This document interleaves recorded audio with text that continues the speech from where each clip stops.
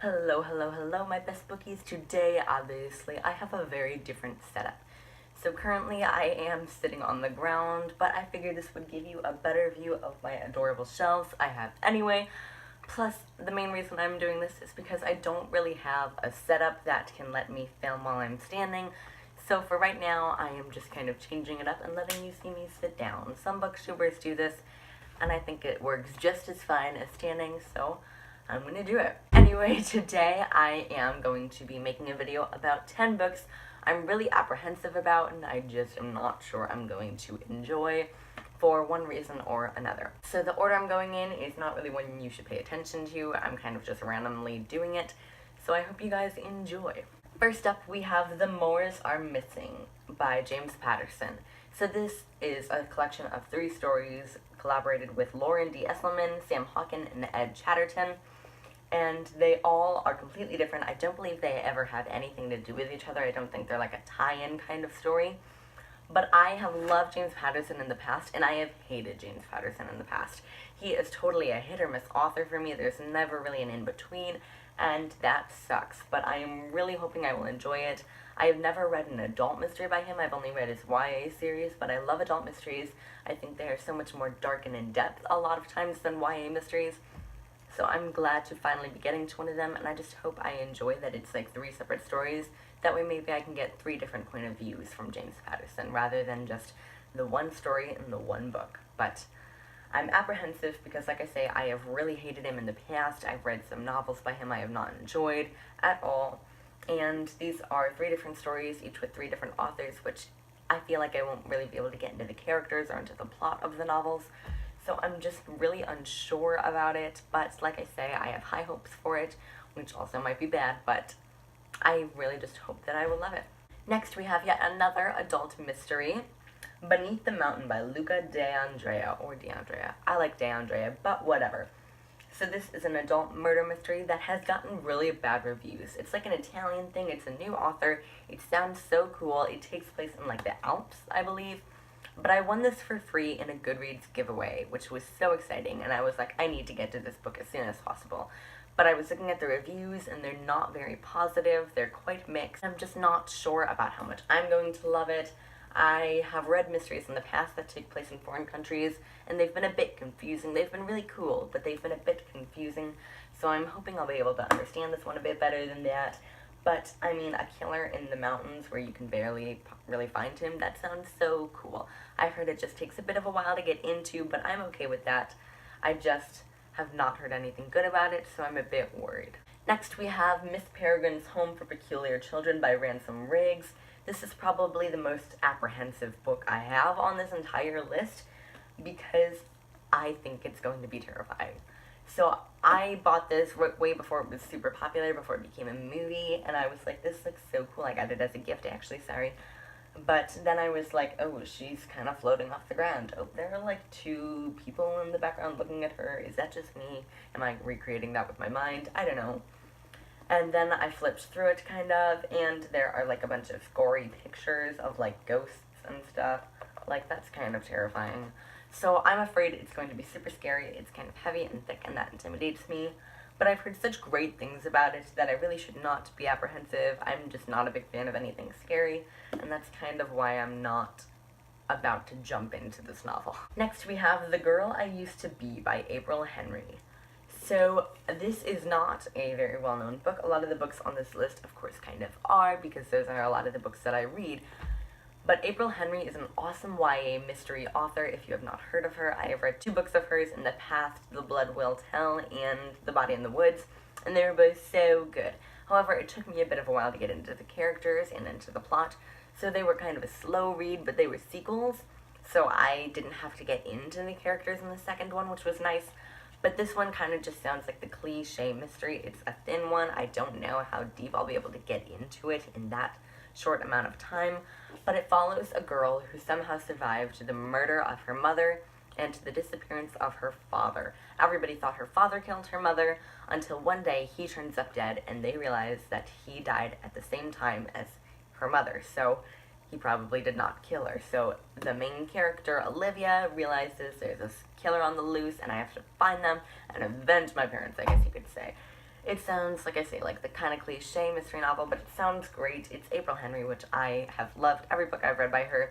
I got halfway through Girl Stolen by her, and I kind of put it down in favor of another book, and I never picked it back up, but I do plan on doing that as well. I've liked her, but I've never loved her, and that is kind of holding me back, I think. Next up, we have The Magician's Nephew by C.S. Lewis, the first book in the Chronicles of Narnia. I'm sure you guys have heard of this. This is a very famous series. The second one became a movie. I don't know why the first one didn't and stuff. I don't know. But they're all separate novels, companion novels that somehow revolve around Narnia. So this one is about Diggory and Polly, and they live in London, and they somehow find a secret passageway into Narnia, and they go there and they have adventures. They're two kids. It sounds like a fun, cute little novel. I read this when I was very young, and I was way too young to understand so much of it. And then I read the second one, and I didn't understand that one, and then I got halfway through the third one, and I was just like, yeah, I'm not going to get this for a while. I'm going to put it down for now, and I'll come back to it later. And I have not yet come back to it, but I am hoping to do so soon. It is one I remember enjoying, but like I say, I was just so confused, and I have recently heard a lot of bad reviews about this from my friends who had to read it for required reading. So I don't know, there's just a lot of things going away from me with this book, and I want to get back to it. I want to grab it and huddle it close to my heart, but I just can't quite yet. So I'm going to try to read it, get through it, and then continue on with the series and one day finally finish it. Next we have kind of into the more fantastical section, although that was a fantasy one too. But anyway, we have Pathfinder by Orson Scott Card. This is giant. Anyway, I have heard great things about Orson Scott Card, but for some reason not this specific series. I've heard a lot of people didn't really love it, but then I also know somebody who thought it was one of the best fantasy novels they've ever read. So I don't know, it's a really debatable, really mixed kind of book, and I got it for a gift a long time ago, but I never really thought it sounded too interesting. It follows a guy named Rig, and he has a lot of secrets he has to keep from the world, and his father has always helped him do that. And now he is dead, and Rig realizes all of the things his father has actually kept from him. And so he goes on, like, some kind of pathway or whatever, and he finds his powers key. I don't know a lot about it, but it sounds kind of like a good fantasy. I think I would enjoy it. I don't know. There's a lot of things going against it. Are you kidding me? Next up, we have Red Queen by Victoria Aveyard. So this is a sci-fi kind of fantasy novel, and this was so popular in 2015, back a few years ago. Everybody wanted to get their hands on a copy of this. Everybody was loving it, thought it was just the coolest book, except nobody was actually enjoying it, I realized a little while later. Everybody was all over this when it first came out, but now I know so few people who actually enjoyed it and who are continuing on with the series. And I thought it was so cool when I first bought it, but I never read it, and after I heard about all the bad reviews, I did not want to read it anymore. So I put it away, and I have not looked back on it until recently when I heard somebody else talking about it, and they said they actually did enjoy it, so I'm thinking maybe I should give it a shot. It takes place in this world where the world is divided by blood, red and silver. If you are silver, you are like the rulers, and you have magical powers. Then one day there's this red-blooded girl who shows a silver power trait, and the world kind of just changes from there, of course. So it sounds like a good sci-fi. It's got a cool plot, beautiful covers. I love the covers. Victoria Aveyard, I've heard great things about her, but I've heard bad things about the series, and it's just not making me want to read it. Next up, we have The Gift by James Patterson and Ned Rest. This is the sequel to Wit and Wizard by James Patterson and Gabrielle Charbonnet. So this is a quintet, and all of the books are written with a different author, basically. James Patterson and somebody else. Last time, I did not love the writing style. I thought it was too short of chapters. I thought it never really gave us a chance to get really into the story. I thought it was a cliched, overdone story. Hero beats villain, haha, yay. Oh, villain's back. Oh no. You know, I thought it was such an overdone plot. Wit and Wisty, the two main characters, I did not fall in love with them. I thought I would, but I just didn't.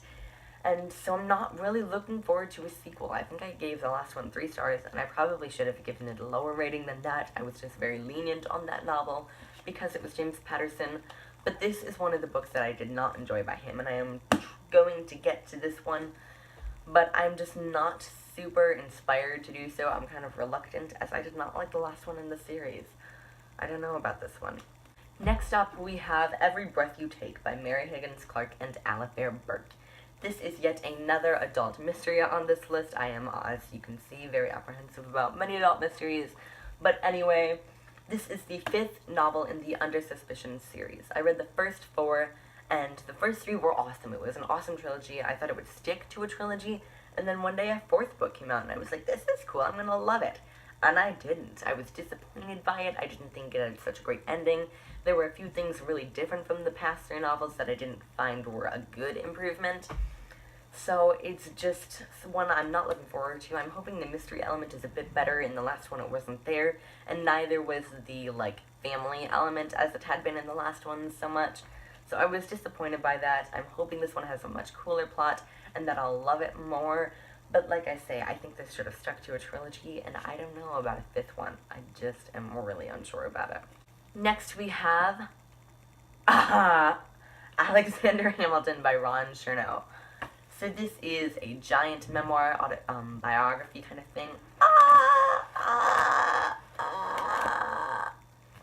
So many words per page too. It's not like it's a giant fonter. No, not at all. I am obviously not going to be reading this straight through.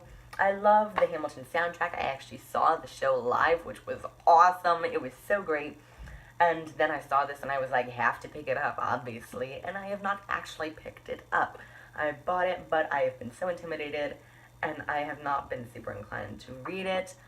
But I am going to read a few chapters at a time over the course of however long it takes me to finish this book. And one day I'm going to finish it and say it was an awesome biography. But as you can see, it's giant. I've never really read, I don't read a ton of biographies. I mean, I have read them before, but I don't ever really read them just straight through. I kind of read them for school or something like that. So this is kind of a different one for me. It's going to be very out of my comfort zone. It's giant. It's not a quick read at all. It's got a lot of things going against it. I don't know. Anyway, guys, thanks for watching. I hope my new setup was, withstandable, but, these are 10 books that I am just unsure about, but I do plan to be getting to pretty much all of them at some point, some of them sooner rather than later. But, alright guys, that's it. I hope you enjoyed. Bye. And sneak peek.